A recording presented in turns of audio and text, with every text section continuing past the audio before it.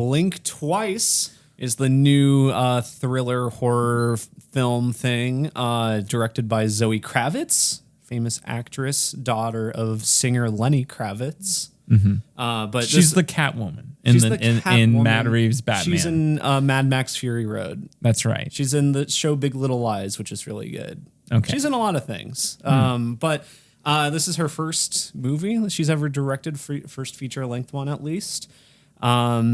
And yeah, what should we say the story is? Yeah, we don't want to give anything away. This is our spoiler-free section. We will dive into spoilers. Don't worry. We'll get there. We'll get that, full-fledged discussion, dive deep into what this movie is about and what worked for us, what didn't. But basically, Channing Tatum, he's this super billionaire.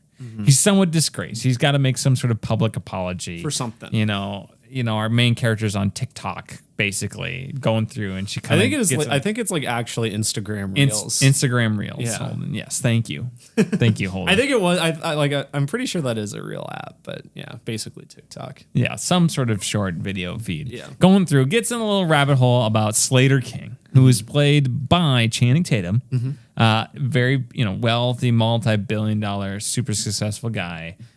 Has to make some sort of apology about something. He's, I'm sorry. I'm working on, fixing things.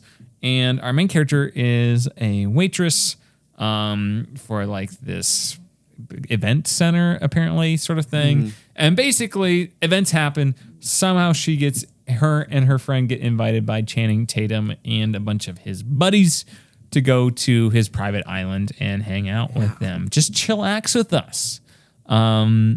And things maybe go awry eventually, Holden. It's things are not quite as they seem. All right. And people are not blinking enough. All right. But yeah, that's kind of the premise. Yeah. This movie was originally called Pussy Island. Okay. Apparently. This is like a title that Zoë Kravitz like fought for. She like really wanted it to be called that. And then, marketability, I'm sure the studio didn't want to call it that. So they like conceded on this title, I guess, eventually. I don't know which title I like more. I think this one makes it seem like more generic. I think like this, to me, like this title doesn't have enough to do with the actual movie to like be, it's like, all right. I can see why they did it. Yeah. I do think makes it sound more of like a thriller. Yeah. I could see why they were like, let's not go with that first one. Yeah, it makes sense from like a markable standpoint. I don't know which one I would. And then I don't have to go to my in-laws, and they're like, "Oh, what movie did you see?" And Pussy Island. Despicable Me 4. I think this movie is pretty good. Nothing like incredible. Has a lot of issues that we talked about a bit after the it's movie. One that, like, if you sit and think about it, it doesn't really work. You have to suspend your disbelief for it. And as it goes on, I think you have to increasingly suspend your disbelief. I think it's pretty safe to say that the script is the weakest part of this overall, even though I think there's a lot of good things in there, like a lot of good ideas. I think there's some good lines and everything, but I think like, especially as the movie goes on, it doesn't really seem fully fleshed out with some of those ideas. Doesn't really seem to fully think some things through.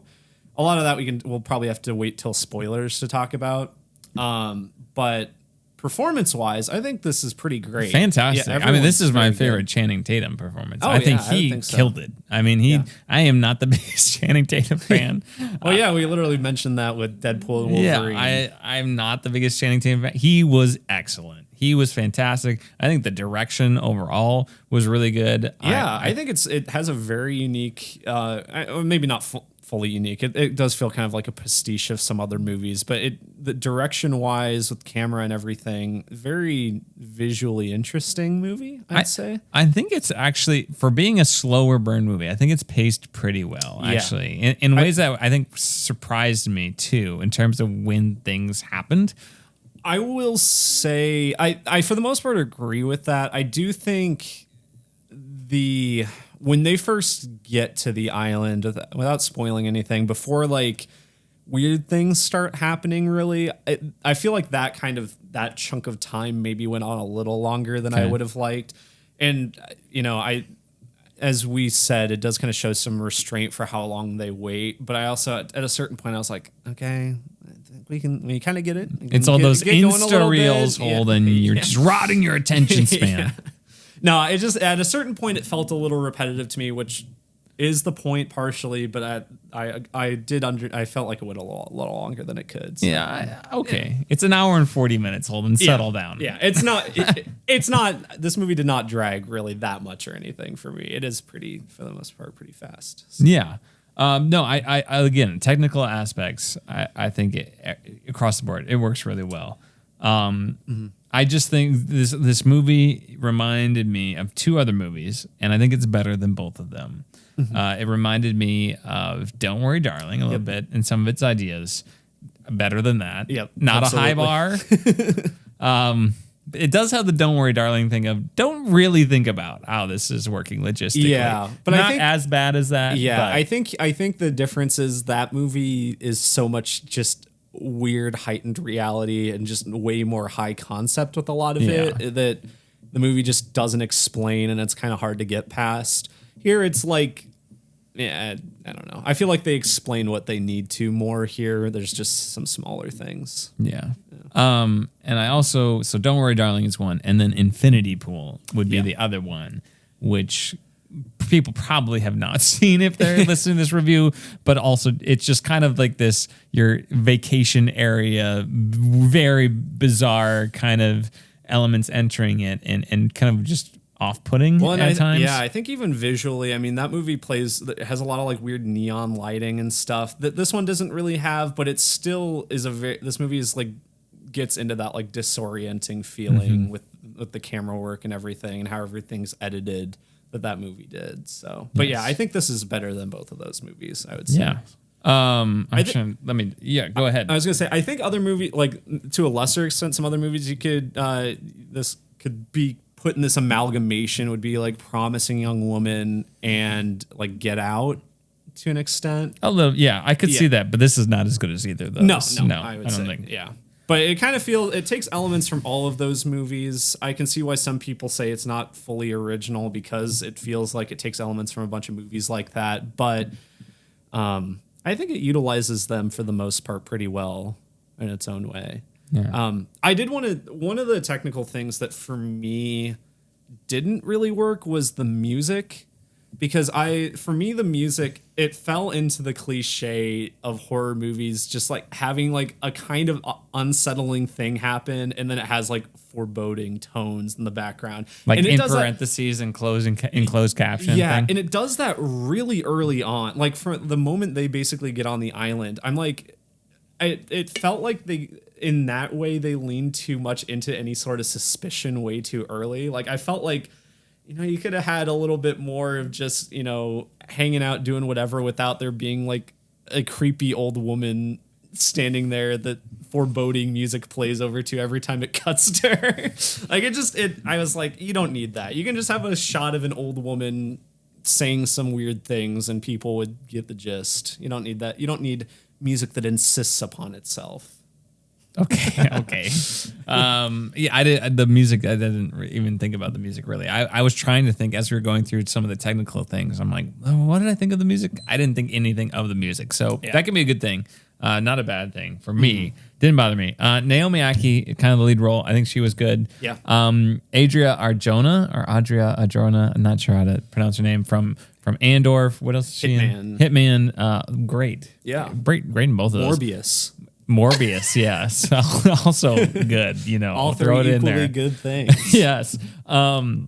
She's terrific in this movie. I did not realize she was in this. She's very good. Yeah, she was great. Haley Joel Osment is in this movie. He is. He's Mesmer in The Boys. But who is he? From The Sixth Sense. Sixth Sense. I wanted to say The Shining. I'm like, that's AI, not it. Artificial intelligence. Yeah, I've never seen that either. Yeah. Aaliyah Shawkat is from Arrested Development. She's very good. She's an actress that I don't think has ever really taken off too much from that show, but she's very good in everything I see her in. So I like her. And Christian Slater. Yes, Christian Slater. Kyle Davis. Kyle MacLachlan? Yeah, Kyle MacLachlan is a little role in this. a.k.a. original Paul Atreides, Dune 1984 guy. I think, again, cast overall, really well done. I like the direction. The pacing worked for me. Didn't notice the music. Just I think the script, a lot of the ideas were there. It was entertaining enough. I was invested with these characters. Yeah. I wanted these characters to succeed when I did what they were doing. I cared about them. And I do think like thematically, okay, I'm like, I see where you were going for. I think they kind of just, it ended up being a little bit simplistic for me. Yeah, it's and then at the plot doesn't quite have the payoff at the end. There's still payoff and it's still enjoyable. It's not like it completely whiffs. Yeah, we talked about it a bit earlier, but I'm a little mixed on the ending. I'm not really sure how I feel about it, like in context of the story and thematically and everything. But but the rest of the movie, it handles subject matter that is very serious and really requires a delicate touch.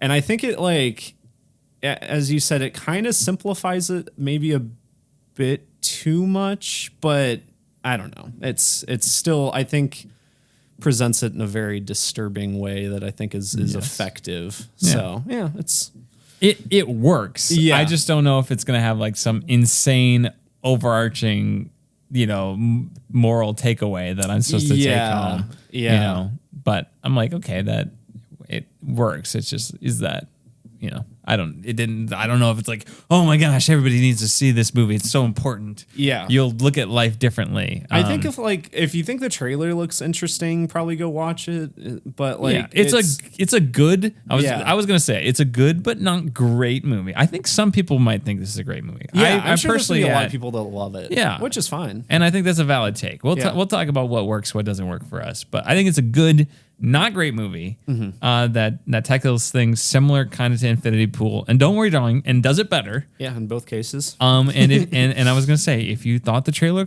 looked interesting, I think you'd watch this and you wouldn't feel like you wasted your time. No, I think you'd be like, oh yeah. But is this a movie that I think is gonna just break through? No.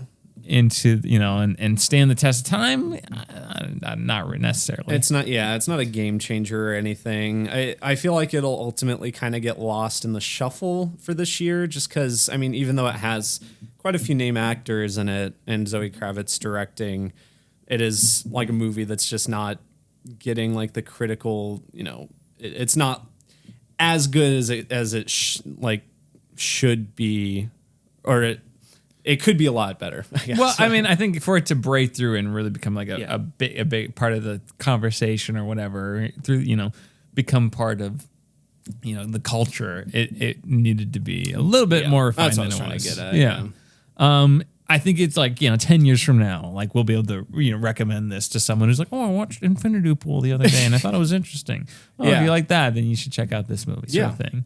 Otherwise, I think it's just kind of going to fade into obscurity, unfortunately, because I think it's better than that. Yeah. So I hope people do see it. It's better than that. I think Zoë Kravitz should be proud of this one, though. Yeah, I'm very interested to see what she does next. And I think she co-wrote this one, too. So, yeah, it's very cool. I would be proud of myself if I could make a movie half as good as this one. It's very solid. So, yeah. You want to give your rating before we kind of dive into our spoiler-filled part? Yeah, I think I'm at like a 6.5 on this one. I think 6.5. So I was going to ask, is this like the epitome of a 7 out of 10 movie? Yeah, maybe it's close to a 7 out of 10 for me. But I think I gave Trap a 7 out of 10. I like Trap more than this. So. Okay, I think this is a better movie than Trap. That's fair. I had fun with Trap as well. But there we go. Let's dive into our spoiler-filled discussion. If you haven't seen it yet, click away. You're fine. All right. If you have seen it, let's join in on the spoiler discussion right after this.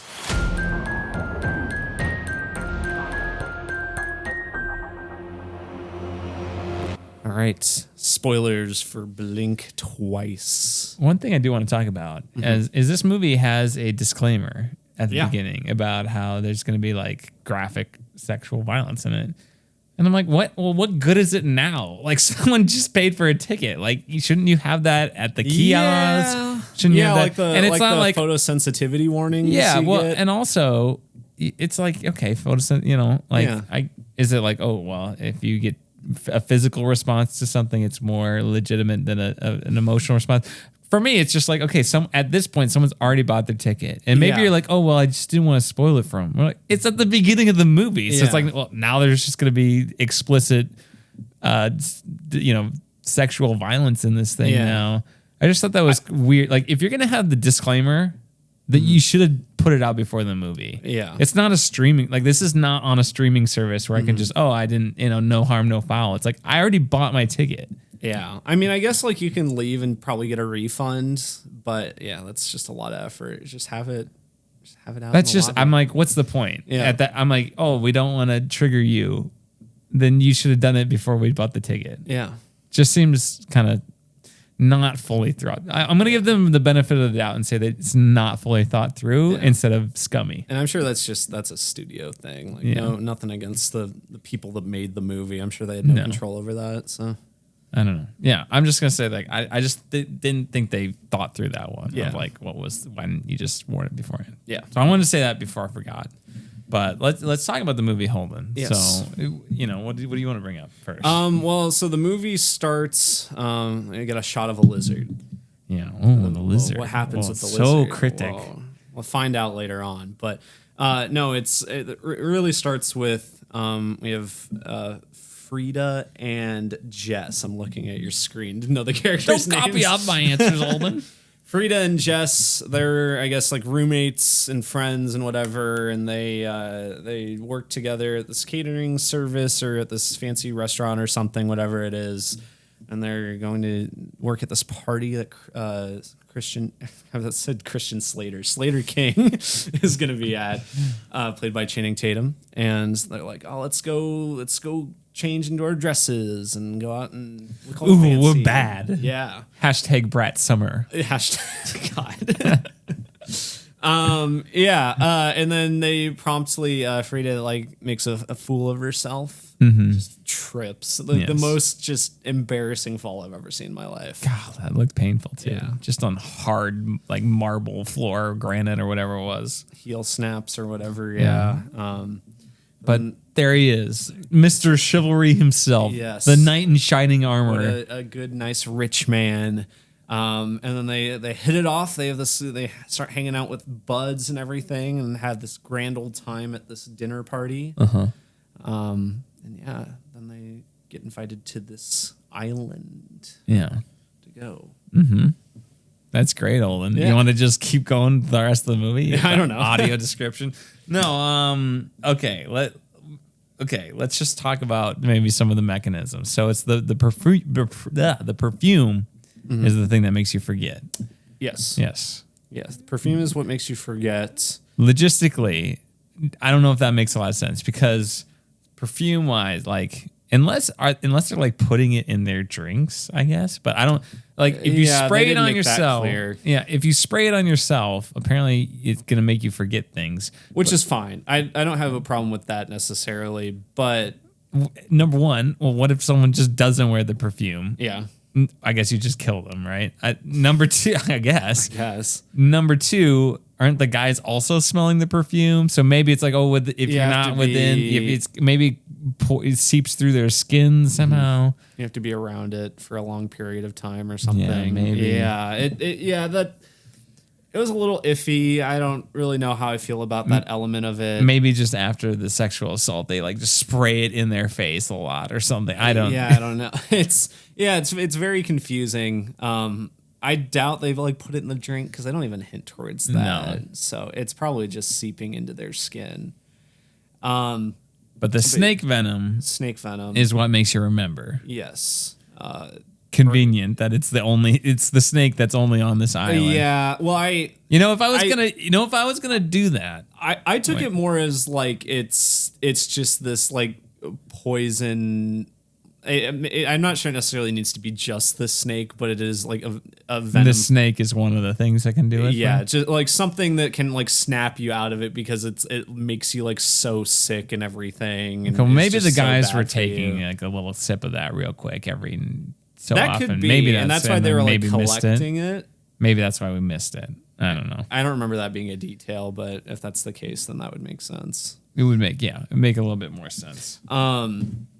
Yeah, well, and I mentioned to you after the movie that I felt that our main characters came to the revelation of the snake venom snapping you out of it like really quickly, because the Frida takes a little sip of the snake venom and everything in that creepy house with the creepy old lady, and she gets sick. And then she kind of has some like little glimpses of things that might have happened. And I think that's the night she has the full dream and everything, full vision of what happened. But I'm like, yeah, I don't, if I were in that position, I'm not sure I would make that connection. That's like the thing that made me, I don't know. It just felt like they figured that stuff out a little quickly. Sure. I do think in like the memory though, like they do when they take away her friend, they do say like, oh, she got bit. She remembers. So like maybe that would help. I don't remember if that's that first part where she starts to realize it or if she knows it beforehand, but the reason why they do that, like for, story pacing reasons, is because they have to make it so they can like break out of the trance and escape before the next night and everything once they remember everything. Yeah. So, and they're going to have the characters make little leaps, I guess, but yeah. This movie went on way longer than I thought it would before the friend gets taken away. I'm like, they're at this place for like weeks. The friend in the is trailer, still there. In the trailer, the friend is gone. Like they show it in the trailer, so it's like you would think, okay, well, it's going to be pretty early on in the movie. And no, like things are just everybody's happy for so long, and then which I think is effective because you're thinking in your head then like, well, if there's something like sadistic going on here, why hasn't it happened yet? Yeah, I did like how like. One of my favorite details, even though it's like part of the dark part of this story, is like how they kept showing like the women just running around at night. And like in the context of earlier on in the story, it's just like, oh, they're just drugged up. They're just having a good time. They're running around being crazy or whatever. And then it turns out, well, they're running away from the guys because of what's happening. So yeah. It's very dark. It's like played for laughs earlier. Yeah, it's good. It's good foreshadowing, and in retrospect, it's just a good detail to have. But yeah, it's. Don't ask Christian Slater how he lost his finger. No. Yeah, there are a lot of little foreshadowing moments in this. I mean, there's the finger thing. There's the scar on Naomi Aki's head that she apparently has been on the island before last year. Yeah, the lizard. The lizard at the beginning of the movie. I do want to talk about that twist. I don't think the twist adds anything to the movie. I'm like, okay, so she has been here before. I think like at best what it adds is just like, oh, these guys have been at it and successful for a long time, and kind of shows that context of, how these rich people have just been able to get around like away with everything for so long. But yeah, in terms of like the main character, I don't think it really adds much, really. No, it's like, okay, so then she just left at some point. Yeah. And somehow they're like, she didn't realize, oh, I don't remember anything about like the last 3 months and, or, month or whatever, or week or whatever it was. And your job is fine. And I mean, I guess it like kind of adds a layer of like tragedy to her, and just that she's seemingly been obsessed with this guy for like a year since she thinks they just briefly talked at this one party and everything, but turns out she'd been around him this long time. So there's a little element there that it kind of works, but for the most part, it's just kind of unnecessary. Yeah. I like how I did talk about this to you. I like how they foreshadowed the twist. I liked all those small little details, but the twist itself doesn't like, oh my gosh, she's already really been here before. I'm like, that doesn't change anything now, really. Yeah. Just as like, wow, this guy who I already thought was really bad he's really bad. Mm-hmm. So yeah, no, I didn't hate it. It just was like, okay, that was a big reveal. So then you can think back to all those moments, and that's why that is. But wasn't a game changer for me. Mm-hmm. So yeah. Let's see here. Before I forget, very fun title card. Really liked it. Yes, very good title card. I liked that a lot. Literally a blink and you miss it thing. Yes, it was good. Yeah. Should have flashed twice maybe. Yeah. I kind of liked that it was like once, and if you blinked, you literally would have missed that, but it was fun. Yeah. So I think there's two really interesting characters in here that I think they could have fleshed out a little bit more. Mm-hmm. And one is is the assistant lady who's played by Gina Davis. Gina Davis, who's Channing Tatum's assistant, and she's like part of this. And you're like, 'cause she's like the one woman on that side of things, and she gets the snake juice from Parks and Rec. Yeah. And she starts, remembering this. And I do think it's really interesting how she gets that scene where she's like, I didn't want to remember, I don't want to remember. And she's like, help me. And she's like, I did try to help you. I'm cool with like implied stuff like that. Like you can just guess a lot about her character from that one scene. But at the same time, it does feel kind of underdeveloped just because she wasn't in the movie that much anyway. So I don't know. It just seemed like they could have used more Gina Davis, I guess, more of her character. Yeah. And then the other one is like the nothing dude who's played by Levin Hawke. Is he related to Ethan Hawke? I found this out afterwards. He's Maya Hawke's brother. So Ethan Hawke's son. Yes. Yeah. He's like this. He's like, oh, Channing Tatum gives him this big speech. He's like, oh, during all this, you just did nothing. From the sequences, it looked like he was potentially a victim as well. Yeah, But it's like, oh, you were worse because you did nothing. At least I was super evil and just owned it, and they were just the victim. I'm like, okay, well, Channing Tatum's the villain, and he's going to see himself, so whatever. But I think you could have done maybe something more, because then he just goes and gets shot right away. I have to imagine that he is... Yeah, that whole thing about him being nothing doesn't make sense, because I'd have to imagine he is a victim based on that flashback, and also he doesn't remember any of it too, right? He doesn't remember anything as it's far like, as we're good guys, though, right? And also, like, why else would he be on this island?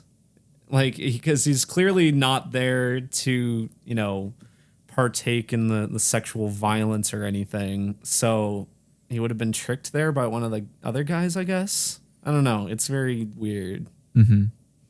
Yeah. I guess in terms of forgetting too, why does Naomi Ackie remember her friend and nobody else does? Has she had the juice yet? I'm guessing it's just because they knew each other and none of the other girls knew each other before. It doesn't seem to affect their memories outside of the island, really. Yeah. And so, like, I guess they met at the party or whatever, but that was just briefly. So it makes more sense that they would forget about this. Yeah. They set up that storage room pretty quickly. They had to do it like in a night. Yeah. Right? So yeah, they were on it. They were. I knew immediately. Why are you guys putting all these brooms in this closet? I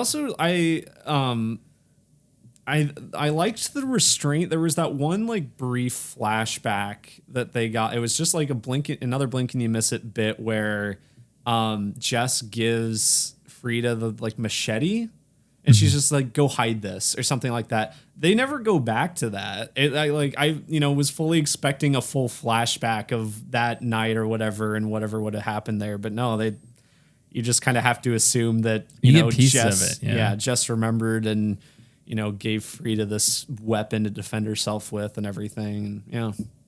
And it was hidden. And so, it's interesting. The ending, the very ending itself. So she escapes. She keeps Channing Tatum alive, Slater King alive. He's forgotten everything because he took his vape and it was the snake juice, venom. So he's like forgets what he's even doing. He's like, oh my gosh, what happened? And then it seems like he's gonna burn alive, but she saves him. Yeah. And because she wants to keep him alive to just manipulate him and take all his power, I guess. Well, so I wanted to say that him taking the vape juice, I liked that. I didn't really see that coming, but it makes sense because he says that it's like strawberry or whatever earlier on that the vape juice flavor is. But when he takes it and he's like all confused, they just like take their sweet time to get out of there. Because I was like, okay, he's forgetting, but he's also like in context here, like in a burning building, Christian Slater's there.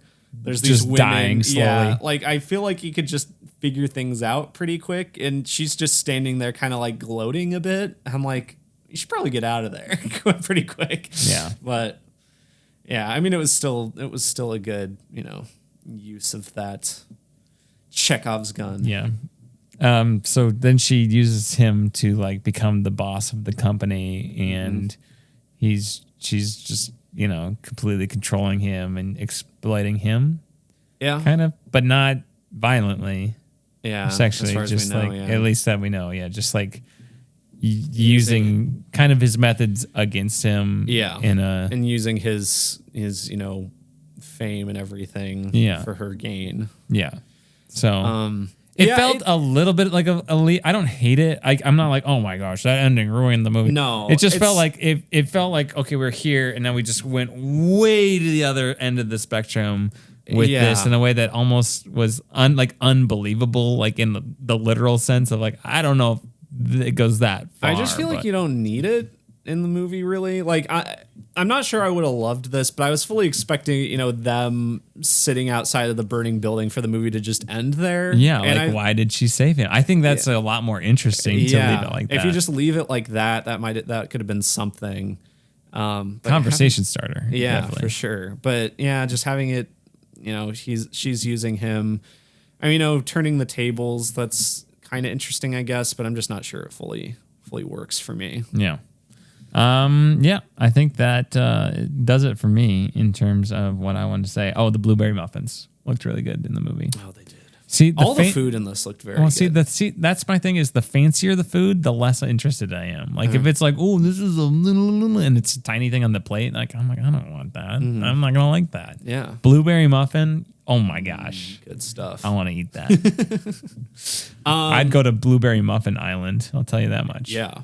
I wanted to say that or single out Adria Arjona, like when she's first like getting the memories back and everything, and when she's like first kind of teaming up with Naomi Ackie, her performance is really good. Yeah, I thought she was so dead. I'm glad she survived. Absolutely, yeah. Well, and we talked about this too, that when she like confronts the guy who she came to the island with the gun, it cuts away before right when the gunshot happens. And so in my mind, I'm like, okay, either he somehow turned the gun on her and she's dead now, or she's like somehow in on it, even though I don't think that would make it, they'd have to really find a weird way to explain that. And so she like faked the gunshot basically, but no, she apparently killed him. Yeah. So, as far as we know. That whole sequence where they're at the dinner and it's just very tense because Channing Tatum's clearly suspicious. Yeah. And then when they start killing everyone, that was a great scene. I thought very violent. A big violence fan when it's big, bloodbath in the movies. But I'm trying to think what else. Holden, are you having a good time? Having a great time. There we go. That's great. Yeah. Another element, I guess, of that dinner scene that I wanted to mention was even though it doesn't make the most sense, I liked how they introduced like the two other girls like just not getting the memories back soon enough, and so they call them like ticking time bombs, where they'll just be at dinner and they'll figure this out. It doesn't make the most sense because it seems to take them forever, way longer, longer to get and they these had memories. so much. Oh my gosh, they drink a lot. But I think it adds to the tension of that scene, so I can forgive that. Good scene. Yeah.